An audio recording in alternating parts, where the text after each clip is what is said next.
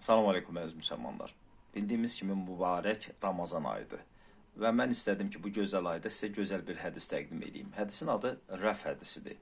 Nə deməkdir mənası? Yəni, ləğv etmək, aradan qaldırmaq, aradan götürmək. Nəyi aradan qaldırmaq, nəyi aradan götürmək, nəyi ləğv eləmək? İnşallah o hədisi indi sizə təqdim edəcəm. Hədis İslam Peyğəmbərimizdəndir, Muhammed sallallahu aleyhi və səlləmdən.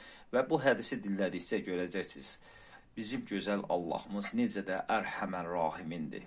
Deməli, hədis belədir. İslam Peyğəmbəri buyurur, 9 şeyə görə ümmətimə günah yazılmır. O şeylər nədir? İndi onları sizə təqdim edəcəm. 1. Bilmədiyi şeyə görə. Yəni, bilmədiyi bir şeyi etsə, bilmir edir, ona günah yazılmır. 2. Gücü çatmadığı şeyə görə. 3. Məcbur olunduğu işə görə. 4. Məcbur edildiyi işə görə. 5. Səhvən xəta etdiyinə görə.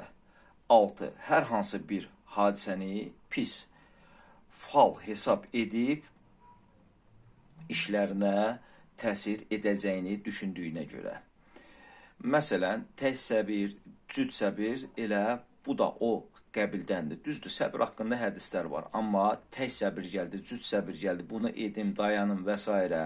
Bunlar İslam dinində yoxdur. 7. Qəlbində həsəd, paxıllıq etdiyinə görə. Amma bir şərtlə ki, onu dilinə gətirməsin. Buna da günah yazılmaz. 8.